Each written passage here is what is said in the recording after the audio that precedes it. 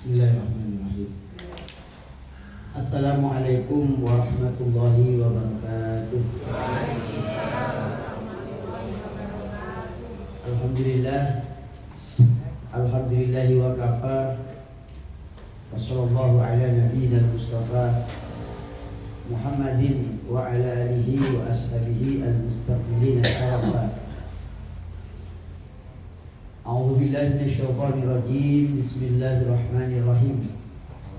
Wal 'asri innal insana lafi khusrin illa alladziina amanu wa 'amilus shalihat wa tawassaw bil haqq wa tawassaw bis sabr. Amma ba'du, Bapak Ibu sekalian yang dimuliakan Allah, saya terlambat 15 menit karena melaksanakan pengajian tadi di Al-Falah. Dan kemudian setelah itu melaksanakan kewajiban yang kedua, yaitu diberi hadiah dan diundang oleh Pak Sugeng, diundang makan bakso jamur. Saya bilang ke Pak Andi, kalau makan baksonya Pak Sugeng ini harus bawa kalpanak, kata saya.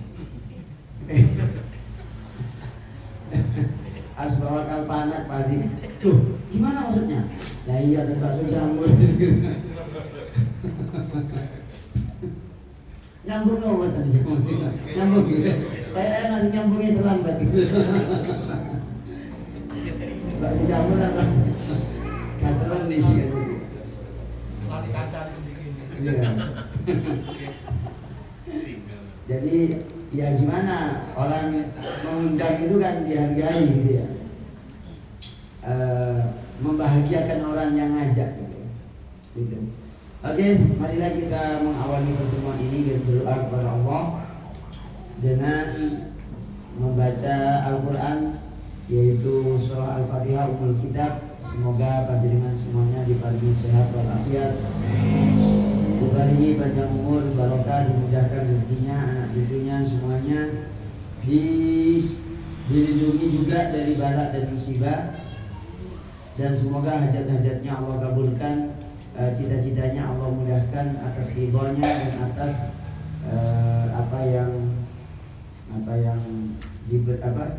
yang dipilih oleh Allah Subhanahu wa taala. Dan yang sakit-sakit dari jamaah kita semoga diberikan kesembuhan, dan khususnya juga saudara kita di Palestina, semoga oleh Allah Subhanahu wa taala diberikan kemenangan saudara kita di Palestina dan dijauhkan dari kehancuran. Al-Fatihah. A'udzubillahi minasyaitonir rajim. Bismillahirrahmanirrahim. Alhamdulillahirabbil alamin. Arrahmanirrahim. Maliki yaumiddin. Iyyaka na'budu wa iyyaka nasta'in. Ihdinas siratal mustaqim. Siratal ladzina an'amta 'alaihim ghairil maghdubi 'alaihim waladdallin. Amin. Belum saya bahas.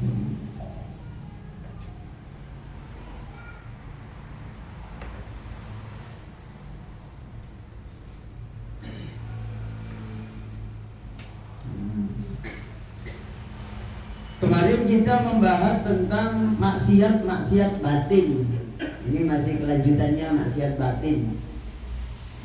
Dan selain apa yang saya bacakan ini ada hadis yang mendukung kita untuk senantiasa mendorong kita, memotivasi kita untuk senantiasa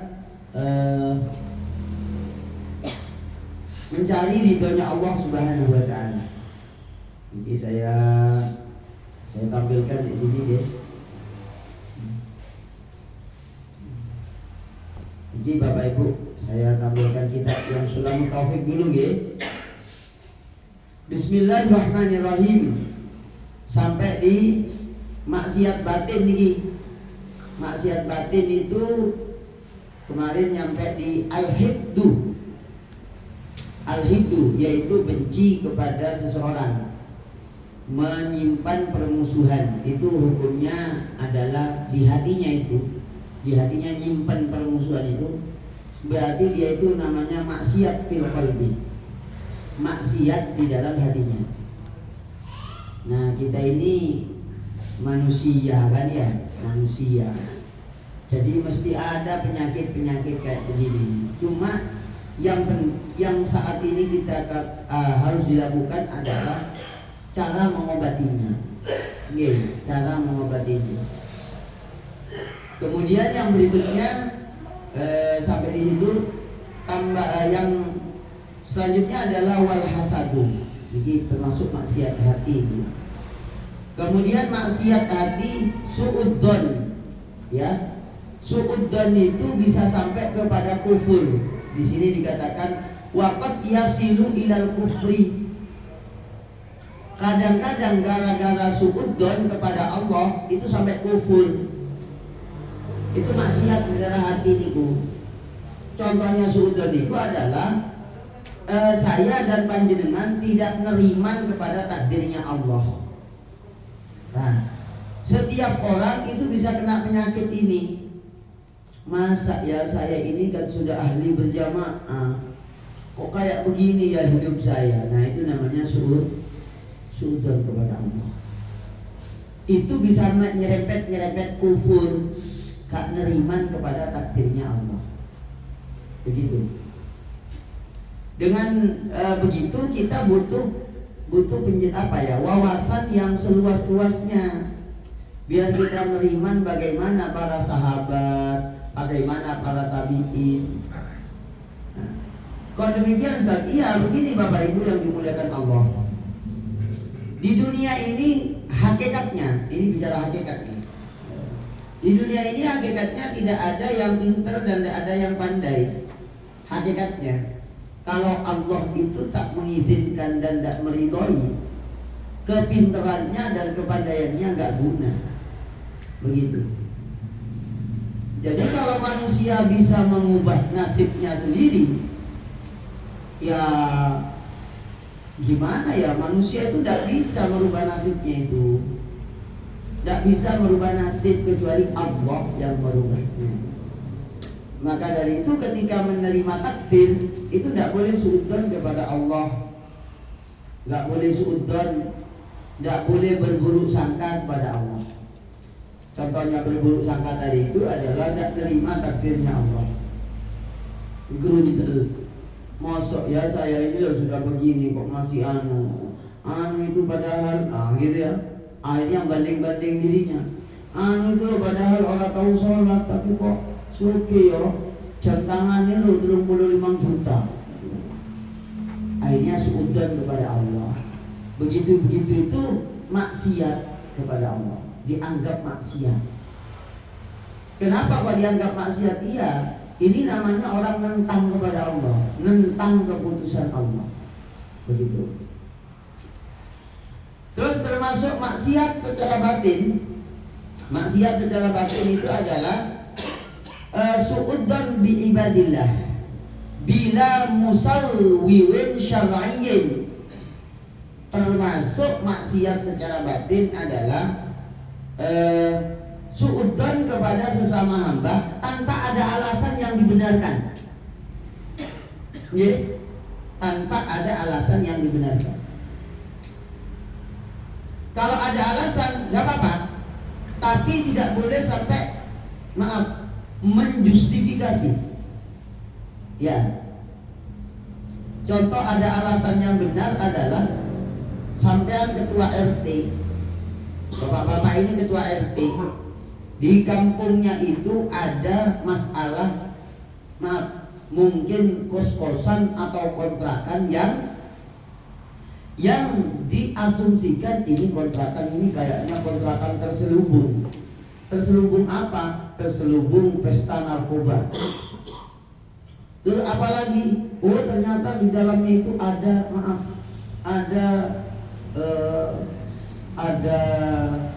pelacuran juga. Lalu panjenengan mendapatkan laporan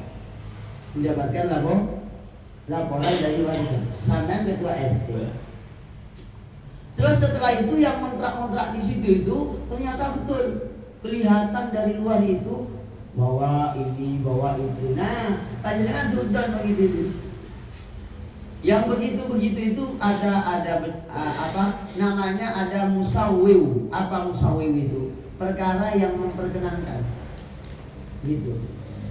Maka tidak semuanya suudon itu salah. Ada suudon yang benar karena ada landasan agama. Gitu. Orang yang suudon kepada sesama hamba tapi ada landasannya. Ada ininya, ada apa namanya, perkara-perkara yang menyebabkan kita ini harus suudon. Misalnya ya karena panjenengan pejabat terkait, maka dengan demikian dibenarkan secara agama. Artinya dibenarkan itu tidak masalah gitu. Apa gitu? Yang berikutnya, bismillahirrahmanirrahim. Saya ulangi lagi. Maksiat secara batin itu adalah suudon kepada Allah. Saya ulangi lagi. Kalimatnya itu bismillahirrahmanirrahim. Termasuk maksiat secara batin adalah suudon kepada Allah. Misalnya tidak menerima takdirnya Allah Subhanahu wa taala. Gerundel hatinya, saya kok masih begini, padahal ini aduh saya gak usah sholat wis. Ternyata saya sholat tambah rajin, tambah fakir. Nah itu namanya kufur. Maka di dalam kitab ini diterangkan waqad yasilu ilal kufri. Kadang suudon itu menyebabkan orang itu menjadi kufur kepada Allah. Kemudian wasuudon bi ibadillah. Suudon pada hamba sesama hamba. Itu tidak boleh maksiat itu. Bila musawwiwin syar'iyyin, tanpa ada alasan yang bisa dibenarkan. Alasan yang dibenarkan tadi sudah saya contohkan. Kalau panjenengan sebagai pejabat yang berhubungan dengan pengamanan dan ketertiban warga, ada salah satu rumah yang dicurigai itu ditempati orang nyabu-nyabu, atau mungkin dalam tanda petik ada dibuat lokalisasi terselubung. Panjenengan melihat ada perempuan masuk, mesti suudon. Kayaknya ini gitu misalnya. Nah kalau memang seperti itu, panjenengan masih diperkenankan di hatinya itu gerak-gerak gitu ya. Gerak-gerak yang sifatnya suudon. Kemudian termasuk maksiat hati adalah maksiat secara batin. Orang itu bahagia ketika maksiat, senang, bangga ketika maksiat. Saya nggak mungkin disiksa nih kalau sudah Allah itu nggak mungkin nyiksa saya, walaupun saya minum minuman keras. Nah, itu maksiat. Kemudian wal ghadru, yaitu di hatinya ada niatan ingin ingkar janji. Ingin mengingkari janji di hatinya. Itu termasuk baru ingin, belum mengingkari, baru ingin. Maka itu masuk bagian daripada maksiat hatinya. Wa wanadul adi wa khiyanul amanah, walau bikafirin, walaupun kepada orang non muslim. Merusak perjanjian, khianat pada perjanjiannya, walaupun kepada non muslim, hukumnya maksiat. Kalau sampai terjadi maksiat zahir, kalau belum terjadi masih diangen-angen, diniatkan ingin dikhianati, maka maksiatnya maksiat batin. Gitu. Jadi kitab kerang ini ya. Jadi kitab Sulamut Taufik ini kitab kerang. Kenapa kok dikatakan kitab kerang? Iya, kalau sudah ngaji ini gak ada orang yang, maaf, kalau dikoreksi itu gak ada orang baik sudah pada itu. Maksudnya gak ada orang baik gini. Lebih banyak ketemu salahnya daripada ketemu benernya. Gitu. Nah itu baik itu daripada ketemu baiknya saja. Gak cocok sama sekali. Terus wabudus sahabat wal al wasolihin. Nah membenci sahabat Nabi. Nah, ini golongan Syiah. Membenci salah satu sahabat Nabi, keluarga Nabi, dan membenci orang-orang soleh. Ya, wa bughdu jami'ihim kufrun. Itu bagian daripada kekufuran. Kenapa? Kita ini dianjurkan mencintai sahabat Nabi, mencintai keluarga Nabi, mencintai orang-orang soleh. Kenapa? Karena orang soleh itu, nah sekarang sudah sahabat Nabi gak ada, keluarga Nabi pun saat ini susah kita nyari. Ya di mana keluarga Nabi, keturunan Nabi itu di mana? Jadi susah kita cari. Nah, bagaimana selanjutnya? Setidaknya kita ini berteman orang soleh, gitu. Orang soleh itu akan memberi pengaruh sampai mati, itu mempunyai pengaruh. Ya, tak cerita nih panjenengan gitu. Saya pernah cerita apa belum? Cerita apa Ustadz kan gitu ya. Ini saya bukakan tentang pahal apa ya, keberkahannya orang soleh. Ini di kitab At-Tazkirah, dicatat nih kitabnya, diingat-ingat di kitab At-Tazkirah. Monggo. Nah, saya pernah menceritakan, tapi saya punya keyakinan panjenengan sudah lupa cerita ini. Yaitu ceritanya Sayyidina Umar radhiyallahu anhu, beliau meminta kepada putranya agar dimakamkan di sampingnya Kanjeng dan Abu Bakar. Catat, yaitu ini kisah di kitab hadis Sahih Bukhari ke 3700. Hadis Sahih Bukhari, catat Pak Mudai ya. Enggak bawa pulpen dengan. Saya bawa tak kasih pulpen, enggak ada juga Pak Mudai. Niki hadis Sahih Bukhari ke 3700, yaitu Sayyidina Umar bin Khattab radhiyallahu anhu meminta agar dimakamkan di sampingnya Nabi dan di sampingnya Abu Bakar.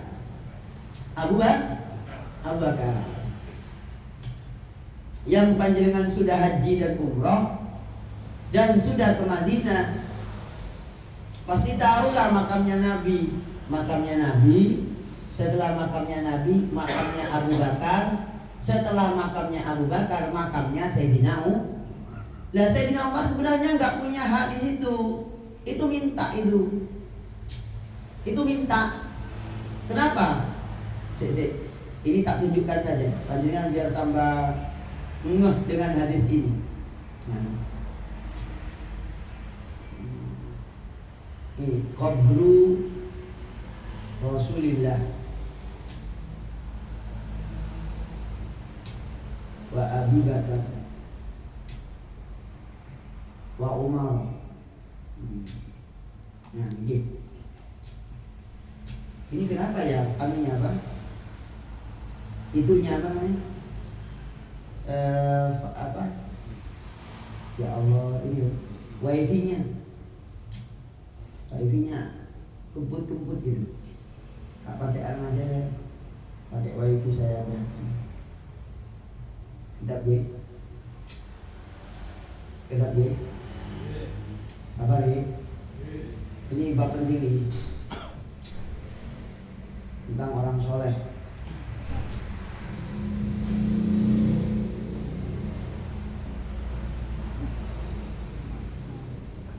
Ibu-ibu kelihatan apa buatan?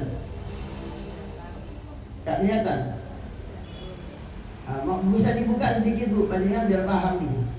Pak, buka sedikit aja biar kelihatan. Buka sedikit. Insya Allah tidak melanggar. Buka sedikit biar kelihatan. Panjenengan tak beritahu nih. Jadi hadisnya dan apa namanya?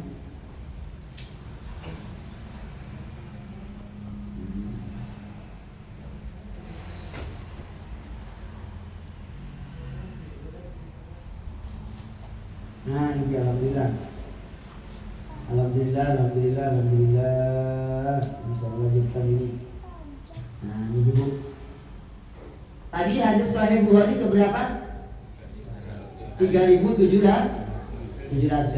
Yang bawa catatan nyatet. Jadi kalau panjenengan lihat di sini, nah ini yang paling jelas nih. Ini yang paling jelas. Saya besarkan ya.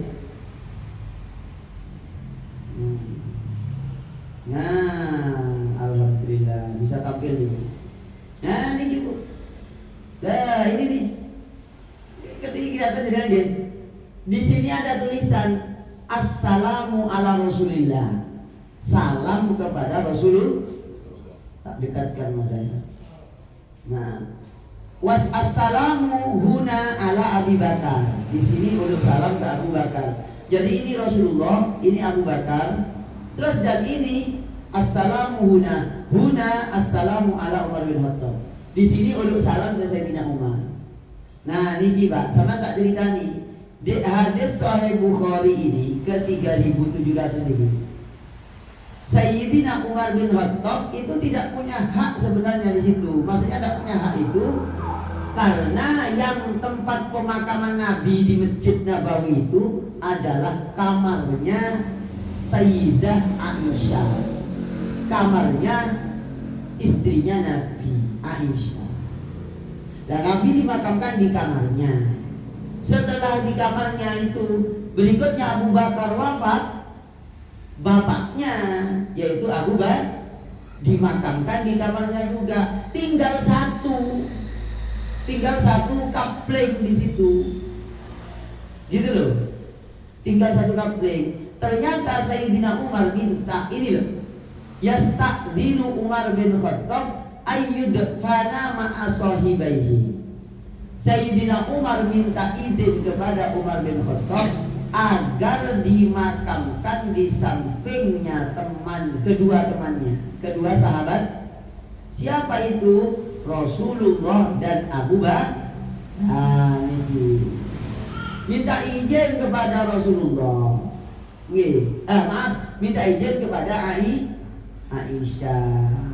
Lalu Sayyidina Umar, putranya yang disuruh mengizinkan itu datang.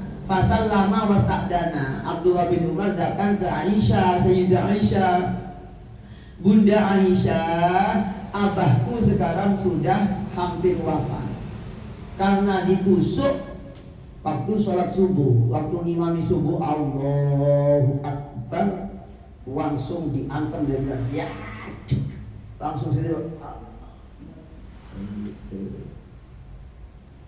Lalu berikutnya Sayyidina Umar gak kuat, tangannya ngambil Abdurrahman bin Auf di belakang. Abdurrahman ditarik ke depan ngimami sholat zuhur. Nah, Sayyidina Abdurrahman bin Auf membaca surah Al-Kautsar dan surat Al-Kautsar dan Al-Ikhlas kalau nggak salah. Cepat. Minta izinlah Sayyidina Umar, diizini.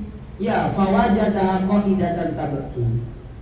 Jadi Sayyidah Aisyah itu ada di rumah, yang di kamarnya itu makamnya Nabi dan makamnya Abu Bakar yang sekarang jadi Masjid Nabawi itu.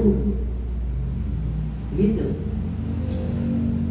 Terus kanjeng Nabi, Sayyidina Aisyah nangis, Sayyidah Aisyah nangis ketika Abdullah bin Umar itu bertanya, Sayyidah, bunda, gitu loh. Sayyidah itu bunda artinya. Bun, itu kira-kira. Ya, bunda, abahku minta izin, boleh nggak dimakamkan di sampingnya Abu Bakar, di sampingnya Nabi, itu. Ingat hadis Sahih Bukhari ke 3.700. Terus Abah uluk salam ke panjenengan, kirim salam. Kalau sekarang itu mungkin lewat WA lah, gitu ya. Dulu nggak ada WA ya langsung, gitu ya. Wa yasta'dinu ayyudafa nama sahibai. Abah minta izin ingin dimakamkan di sampingnya Abu Bakar dan Rasulullah. Faqala, nah ini kuntu uriduhu li nafsi. Ya Allah ya Allah boleh, kira-kira begitu. Sakjane itu tinggal satu kapling itu saya, gitu loh. Jadi yang di tempatnya Sayyidina Umar itu sebenarnya sudah diinginkan untuk pemakamannya Aisyah radhiyallahu anha, radhiyallahu anhu. Akhirnya wala usiranna bihi al-yauma ala nafsi. Ya kalau abahku yang minta, ya udah wes, saya ngalah. Gitu loh. Jadi kamarnya Aisyah itu yang sekarang jadi makamnya Nabi, makamnya Abu Bakar dan makamnya Umar bin Khattab, yang punyanya Umar, yang ditempati jasadnya Umar bin Khattab radhiyallahu anhu, itu adalah sebenarnya kaflingnya Sayyidah Aisyah. Karena memang rumahnya Aisyah, bukan rumahnya Sayyidina Umar. Tapi Sayyidah Aisyah itu loman. Ya wes gak apa-apa. Pokoknya jangan Pak Mudai aja yang di situ gitu ya. Ya kalau Umar bin Khattab kan enggak horor begitu ya. Malah kesenangan di makamnya orang soleh kan gitu ya. Kalau makamnya Pak Mudai ini bahaya gitu ya. Nah, terus di kitab At-Tazkirah diterangkan gitu. Sayyidina Umar bin Khattab di kitab ini masih diterangkan selanjutnya sedikit-sedikit. Ketika dapat izin, ya sudahlah kalau begitu saya ngalah, katanya Sayyidah Aisyah. Akhirnya kemudian Abdullah bin Umar datanglah ke abahnya Umar bin Khattab. Ya Amirul Mukminin, alladzi tuhibbu ya Amirul Mukminin adina. Yang engkau harapkan dan yang engkau inginkan sudah diizinin oleh Aisyah, yaitu nanti dimakamkan di kamarnya Sayyidah Aisyah. Sayyidina Umar mengatakan, alhamdulillah maka min syai'in ahamu ilayya min dzalika. Segala puji bagi Allah, tidak ada sesuatu pun yang paling aku pikirkan daripada saya ingin dimakamkan di sampingnya Nabi dan Abu Bakar. Sehingga katanya Imam Al-Nawawi dianjurkan mempersiapkan kematian itu di tempat pemakaman yang baik dan meminta kepada Allah agar dimakamkan, agar ditempatkan, agar dimatikan dalam keadaan syahid gitu. Masih apa doanya? Lupa doanya. Doanya Sayyidina Umar di kitab Sahih Bukhari. Apa namanya? Aduh, harus lupa ya. Ya monggo bareng-bareng. Allahumma rzuqni syahadatan fi sabilika waj'al mauti fi baladi rasulika sallallahu alaihi wasallam. Kayaknya sudah saya kirim ini, tapi panjenengan yang lupa gak pernah dibaca. Gak apa-apa niki saya kirim ke Pak siapa ya? Ini doa di dalam kitab Sahih Bukhari. Doanya Sayyidina Umar. Allahumma, moga bareng-bareng sekali lagi ya, sekaligus meminta kepada Allah ya. Bismillahirrahmanirrahim. Allahumma rzuqni syahadatan fi sabilika waj'al mauti fi baladi rasulika sallallahu alaihi wasallam. Ya Allah, berilah aku karunia mati syahid ada di jalanmu, dan jadikan kematianku di daerah Rasulmu, Muhammad sallallahu alaihi wasallam. Nah, akhirnya Sayyidina Umar itu tiap hari doa ini. Akhirnya terbukti Sayyidina Umar mati syahid. Yaitu matinya waktu sholat subuh ditusuk oleh Abu Lu'lu'ah dari belakang. Cek, mati Sayyidina Umar. Tapi gak langsung, masih sempat berbicara, minta izin untuk dimakamkan di kamarnya Aisyah. Begitu. Nah, dikabulkan akhirnya. dikabulkan semua, mati syahid dan bersama Rasulullah sallallahu alaihi wasallam. Jadi saya menerangkan bab soleh ini, bab soleh. Saya kirim ke Pak Haji Fadlan nanti biar di share ini. Biar nggak lupa. Oh Pak Hilul ya, Pak Hilul. Roti Abbas. Nah, ini sudah saya tulis ini. Roti Abbas. Nah, ini. Alhamdulillah. Nah, ini Pak Hilul ya. Nah, di share ke jamaah. Ini doa minta mati syahid. Ini usaha namanya ini. Ini Sahih Bukhari. Nah, kabul. Saya kirim ya. Bismillahirrahmanirrahim. Langsung. Keren. Nah, Bismillahirrahmanirrahim. Wah, terkirim kita. Mau di share. Jadi mati itu harus direncanakan. Direncanakan dengan doa. Itu yang pertama. Yang kedua, diusahakan menurut riwayatnya Imam Bukhari, hadis ke-3700, dianjurkan kita ini juga dimakamkan di tempatnya orang baik-baik gitu. Apa Ustaz keutamaannya dengan orang soleh? Ini loh, keutamaan dimakamkannya orang soleh berdampingan dengan orang lain. Yang orang lain yang kurang soleh itu ikut kesalehannya. Jadi di kitab At-Tazkirah, dari Sayyidina Ali radhiyallahu anhu qol amarona Rasulullah memerintah kami an nadfana mautana wasata qaumin sholihin. Gitu loh.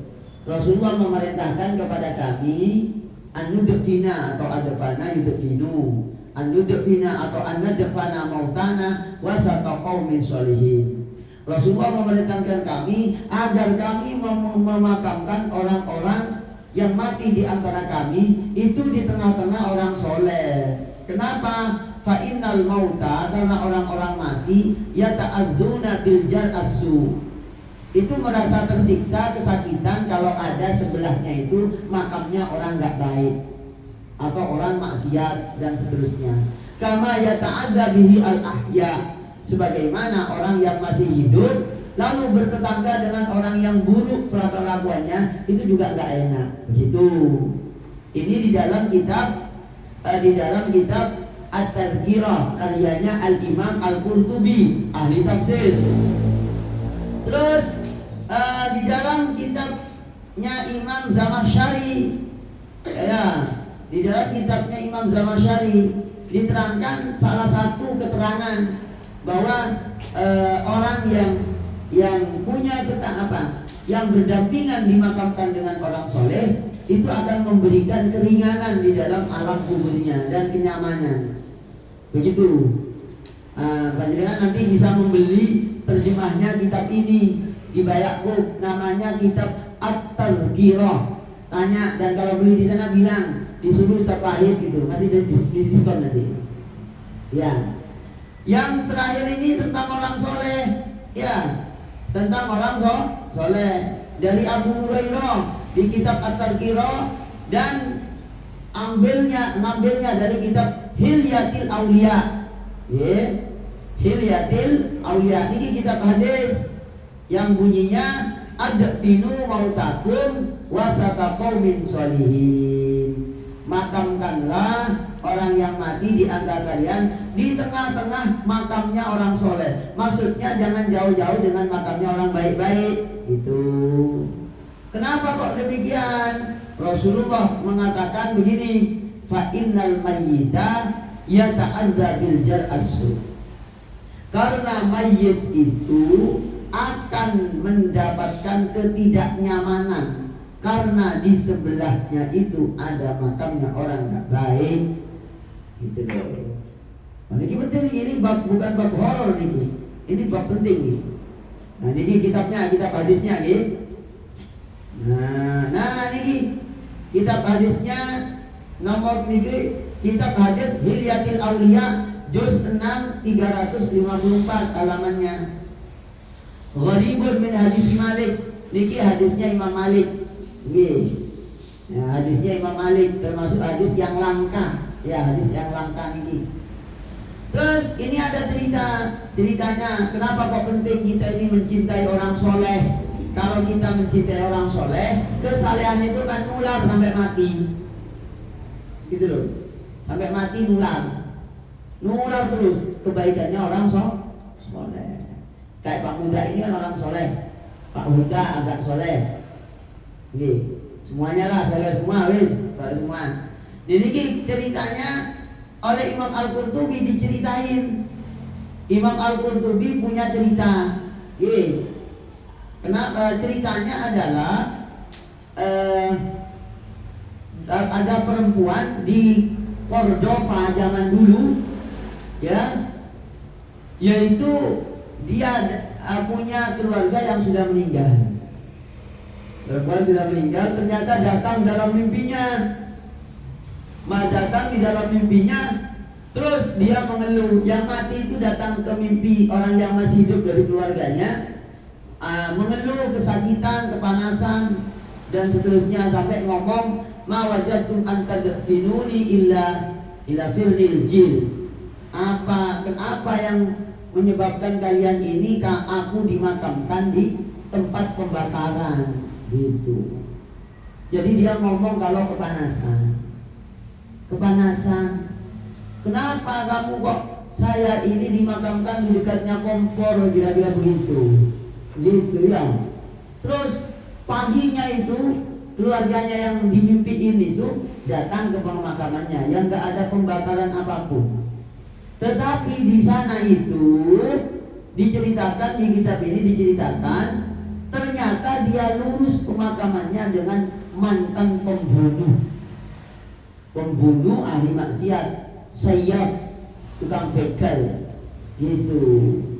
Akhirnya apa? Akhirnya kejadian ini, mimpi itu menyebabkan keluarganya itu menggali kuburannya dan dipindahkan tidak berdampingan dengan makamnya orang yang bejat tadi itu, gitu. Nah, maka dari itu Bapak Ibu yang dimuliakan Allah, membenci orang soleh itu termasuk bentuk hati kita kotor, dan itu maksiat. Orang soleh itu bisa memberi pengaruh sampai mati. Maka dari itulah Sayyidina Umar minta dimakamkan di sampingnya Rasulullah dan Abu Bakar. Padahal yang ditempati makamnya Sayyidina Umar itu sebenarnya adalah tempat yang sudah dikafling oleh Aisyah. Karena itu kamarnya Aisyah, Sayyidah Aisyah radhiyallahu anha wa anhuma, yakni Abu Bakar. Nah, penting gitu, kita berteman orang soleh wajib, dan jangan sampai punya kebencian kepada orang soleh. Kalau sudah benci kepada orang soleh, berarti hatinya itu sakit dan kotor. Dan itu di dalam kitab Sulamut Taufik dianggap maksiat, gitu. Maka Pak Mudai jangan sampai membenci saya. Oh enggak ya, karena saya orang soleh. Ya siapa saja sebenarnya, enggak boleh. Jangankan soleh, enggak soleh pun kalau kepada hamba Allah kita tidak boleh membenci. Kita harus sayang sesama hamba Allah, begitu. Kucing pun harus kita cintai. Kucing, kambing, sapi, semua makhluknya Allah kita cintai. Jangan pilih-pilih. Kalau Pak Irul itu mencintai hewan pilih-pilih. Hanya burung aja yang dicintai itu. Di statusnya itu burung aja itu ya. Kucing nggak pernah diposting di statusnya ya. Gitu. Jangan pilih-pilih gitu. Sambung ya. Alhamdulillah sudah berjalan kurang lebih 40 menit. Kurang lebih ini lebih lah bahkan. Monggo kita lanjut. Ada pertanyaan sebelum lanjut? Pak Mudai, Miltan? Oh, lanjut dulu. Jadi kesimpulannya apa? Tidak boleh membenci orang soleh. Dan itu tergolong hati kita kotor jika membenci orang soleh. Gitu. Orang baik-baik kok dibenci gitu.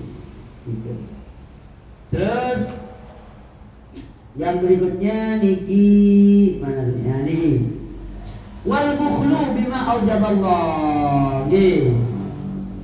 Jadi pelit terhadap apa-apa yang diwajibkan oleh Allah. Nah, ini termasuk penyakit hati pelit, pelit. Kalau nyicil motor enteng, tapi kalau nyicil kurban angel. Nyicil untuk kendaraan mewah enteng, tapi nggak mau daftar haji dan umroh. Nah, itu berarti bakhil. Nah, bahaya nanti kalau bakhil terus. Gak apa-apa bakhil sekali-kali, tapi jangan terus menerus. Maksudnya gak apa-apa, wajar lah ada bakhil ya. Tapi jangan terus menerus. Secara umum yang gak baik bakhil kok. Wasyu'u aidin su'ala akhdima bi aidin nas walau bil haram. Termasuk maksiat, di hati kita maksiat itu punya keinginan minta-minta ngambil apa yang ada di tangan orang lain. Nah, itu termasuk maksiat, di hatinya maksiat. Terus wal hirsu ay tama fi haqqi ghairika. Jadi termasuk toma, arep-arep ke orang lain. Ya, itu toma, itu penyakit hati. Kemudian yang berikutnya wal istihana bima aghamallah. Meremehkan apa-apa yang diagungkan oleh Allah. Contoh, mohon maaf Pak, mana contohnya ini? Jadi Pak, bawa Quran itu gini, ya, bawa Quran itu jangan sampai sejajar dengan kelamin. Kenapa? Di sini ayat-ayat Allah, isinya itu ayat-ayat Quran. Maka meletakkan Quran itu jangan sampai di bawah, tapi di atas ini. Ya walaupun kemana-mana nggak harus begini ya, tapi meletakkan Qurannya di tempat yang mulia. Ini namanya mengagungkan. Kalau sampai meremehkan, itu termasuk maksiat. Gitu. Maksiat. Kemudian yang berikutnya meremehkan apa yang diagungkan oleh Allah, ketaatan atau maksiat. Meremehkan maksiat tidak boleh, meremehkan ketaatan tidak boleh, meremehkan Quran, ya, meremehkan ilmunya Allah itu dilarang, termasuk maksiat, gitu. Atau meremehkan neraka, meremehkan surga, neraka paling cuma 5 hari misalnya, ya, misalnya itu tidak boleh. Namanya istihana itu. Yang berikutnya, yang terakhir adalah fi ma'asil batni, maksiatnya perut. Jadi di dalam kitab napa niki Sulamut Taufik niki, maksiatnya seluruh anggota badan dan dohir batin itu diterangkan. Sekarang maksiatnya perut. Maksiatnya perut, 1, aklu riba, makan harta riba. Ya, ini bab riba nanti kita bahas bulan depan. Seperti apa sebenarnya riba? Itu jika lupa maknanya riba. Wa aklul muksi atau miksi, memakan harta hasil pungutan liar. Memakan harta dari hasil pungutan liar di luar kesepakatan dan di luar aturan. Wah, ini maksiat petang itu, maksiat perut. Wa aklul ghasbi, makan barang ghasab. Gimana Ustaz? Ya, ngambil barang lalu barang itu dikembalikan. Tapi selama dia ngambil menghasilkan sesuatu, itu dimakan. Misalnya Pak Huda diam-diam, ya, ngambil sepeda motornya Pak Mudai, minjem enggak Pak, bilang-bilang, dibuat ngegrab oleh duit 70 juta, ngegrab di Jerman, ngegrab di Jerman. Bro, hasil ngegrab tapi motornya hasil gosok, maka itu termasuk maksiat perut. Hati-hati gini, maksudnya makan pungutan ini nanti jadi maksiat, hati makanannya perutnya maksiat, terus nanti efeknya itu kemana-mana, jadi penyakit, kemana-mana sudah dihapus berkahannya oleh Allah. Wa aklu sarikoti, makan harta curian. Wa aklu kulli ma'budin bi muamalatin harama syar'u, dan memakan makanan yang dihasilkan dengan transaksi yang diharamkan oleh syariat. Contoh jual beli sabu-sabu, dibelikan sego goreng, ya hasil main gelodok, apa gelodok itu ya, dadu, main bola jeki misalnya. Tahu bola jeki ya? Nggak tahu pernah ya? Iya, kalau di daerah saya dulu tuh ada bola jeki. Nah itu kalau oleh duit 500 oleh 5.000 zaman dia gitu. Saya lihat gitu, dia zaman tahun 9 tahun zaman 87 ini loh Pak. Oh tahun 87, 86, 87 itu loh. Itu udah ada kayak gitu itu. Itu apa namanya? Termasuk barang-barang yang haram dimakan dan maksiat perutnya. Nah kalau sudah dimakan barang maksiat, nanti gak kuat ibadah, berat, ngantuk, aras-arasan. Nah ini jangan-jangan makanannya gak beres gitu, berat, ngangkat tangan takbirnya gak kuat, Allahu Akbar, ini ngangkat dari mana? Untung masih mau ngangkat. Ada yang sudah gak ngangkat sama sekali karena tidur gak sholat, ya begitu. Maka ini namanya Bapak Ibu yang dimuliakan Allah, ngaji ilmu syariat dan ngaji ilmu tasawuf. Iya, ilmu yang membersihkan zahir, tasawuf ilmu yang membersihkan batin. Hati kita tidak boleh maksiat, jasad kita pun jangan diisi maksiat. Nanti bertemu Allah Subhanahu wa taala, agar kita senantiasa dalam keadaan oleh Allah dibersihkan dari segala kekeliruan ataupun kotoran-kotoran. Termasuk niki banyak ya, maksiatnya perut niki masih banyak, nanti diterangkan pada pertemuan berikutnya. Setelah maksiat perut, maksiatnya mata. Setelah maksiatnya mata, maksiatnya apa ini? Maksiatnya mulut. Terus maksiatnya mulut, kemudian maksiatnya apa lagi nih? Maksiatnya telinga. Waduh, maksiatnya tangan. Kemudian maksiatnya alat kelamin. Lalu maksiatnya kaki, maksiatnya badan. Oh ini lengkap nih. Nanti ini. Jadi nanti mungkin 4 tahun lagi baru hatam nih. Mungkin ya. Boleh sampai di sini. Ada pertanyaan dulu? Ibu-ibu boleh di luar ada temanya Bu. Kayaknya ibu-ibu ini lagi ngantuk ini nih. Nah, kayaknya. Oke, kita lanjut sedikit, ya. Kita lanjut sedikit. Niki Bapak Ibu yang dimuliakan Allah. Tadi kan saya nampilkan gambar niki. Mana tadi gambar itu? Nah niki.